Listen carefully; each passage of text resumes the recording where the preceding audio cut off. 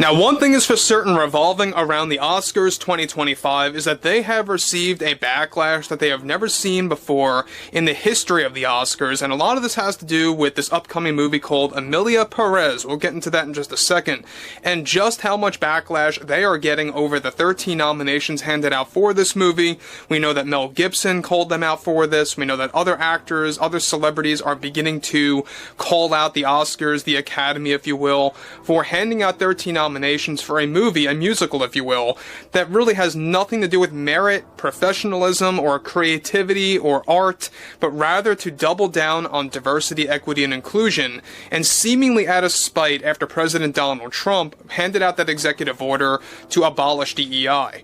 This is Mike Zero. Subscribe if you're new, and like this video to see future updates. You can also follow me at Mike01. I thank you also very much for the great and kind support. Now, one thing that we know about those out there like Sylvester Stallone, Mel Gibson, Jon Voight, is that they are now serving as these ambassadors, quote-unquote, or these messengers, if you will, over the land of Hollywood, and to really kind of look over what's going on over there, what's going on with the studios, and really just serving as messengers, right? What's interesting, though, is that Sylvester Stallone, and rightfully so, really lashed out toward the Academy, toward the Oscars, after promoting Emilia Perez. Now, you guys may or may not know this, but Emilia Perez is a movie, a musical, that focuses on a drug lord that actually goes through a transitioning, alright?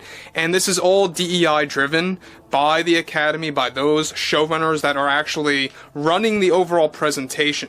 Now, interestingly enough, with the entire woke media and now Hollywood in financial ruin, after doubling down on DEI for so many years, one major development going on now involves more to do with the Oscars pushing their ideology with 13 nominations toward a movie called Emilia Perez.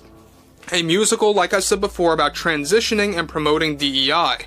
One crucial update to the backlash surrounding this now involves Sylvester Stallone, who was previously going to, get this, do some funny bits and speeches at the Oscars live on stage, along with serving as one of the announcers. However, it so happened that Stallone was going to end up announcing Emilia Perez for one of the nominations bundled up with other nominations. This was described to be the best Actress. Stallone and his team, including his agent and manager, have informed the Academy that not only will Stallone be canceling his bits and comedic-rooted speeches at the Oscars that were planned to be lighthearted history about cinema, but also he is now refusing to serve as a presenter for the group of nominations that includes Emilia Perez as Best Actress, which is a film, by the way, about a drug lord that goes under transition surgery combined with a musical format. This was an ultimatum that Stallone handed out as a way to send a message to Hollywood and the Academy that he won't stand for any ideology or anything to do with DEI,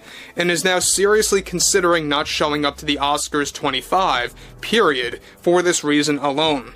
This comes just days after President Donald Trump chose Stallone, Mel Gibson, and Jon Voight as these ambassadors, so to speak, or messengers for the land of Hollywood, and to oversee the areas known for its cinematic roots. Now, Stallone is also doubling down with his ultimatum toward the Academy by convincing those, get this, like Jon Voight and Mel Gibson, to not attend the Oscars 25 as well, and they immediately agreed to take a stand with him on that one. Between Stallone canceling his bits and declining and refusing to present the film Emilia Perez, the showrunners that are actually operating the Oscars are already moving on to another presenter to announce the 13 nominations lined up for Emilia Perez. That is already set up for Best Actress, Best Picture, and so much more. The Academy is also reportedly deeply insulted by Stallone's response and behavior by making such actions and viewed it as an inappropriate behavior coming from an actor of his status. So before I move on, let me just say one thing about Stallone. I say we should all root for Stallone for standing his ground and for really just standing for everybody else, like those of you watching here now that are just so tired of DEI, tired of all this ideological nonsense being thrown on television, either live or pre-recorded, or in movies, or in video games, books, and even in the music industry. I mean, it's everywhere. It's even in regular day-to-day jobs, and you really have to realize how much it really has taken over the country. And we know that BlackRock CEO Larry Fink, I believe it is, really was questioned about all of this, and he refused to answer anything to do with doubling down on DEI. He doesn't want to answer that, but he does want to do that. We all know that. Interestingly enough, though, we have to bring this up, is that Stallone is really making the right move here, especially after getting that opportunity by Donald Trump, by the president, to serve as an ambassador of Hollywood, alright? And I think that this is a necessity at this point, to kind of just show them who he really is at this point, and how he really is one of the true messengers of how Hollywood should operate, how it should be all based on merit, professionalism, creativity, art, over ideology, and it should not be, the other way around. So anyway, on top of all of this, to make matters worse, for the Academy, not so shockingly, many other A-listers were turned off by Stallone's recent ultimatum, not just for this action, but also for agreeing to serve as an ambassador for Hollywood under Trump. The ratings for the Oscars 2025 are expected to go down to a historic low, and it's something that the producers are frantically trying to prevent right now by all means.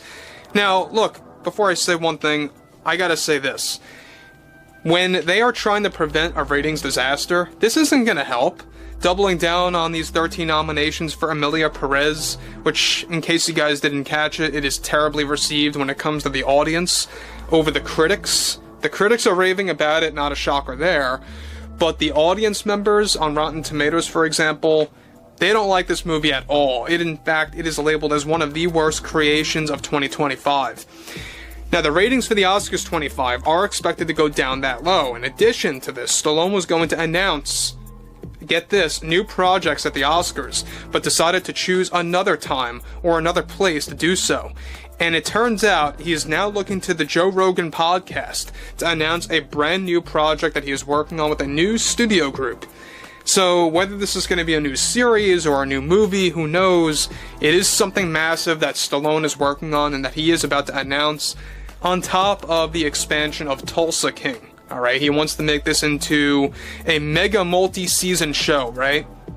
So we already know that Stallone is very passionate about his work. He's very much engaged in his work as an actor, as a producer, whatever have you. He loves to do with the things that he does, and that's why his content, when you're watching something like Tulsa King, it delivers. It truly does deliver. And it's for that reason alone. He has a passion. He's not doing it for fame or fortune.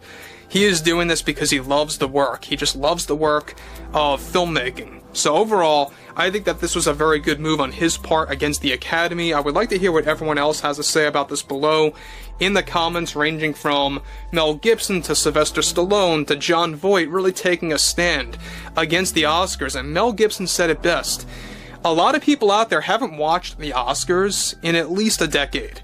I mean, there's really a missing audience there, and they're just really trying to revive this presentation, this show, that really shouldn't even exist anymore.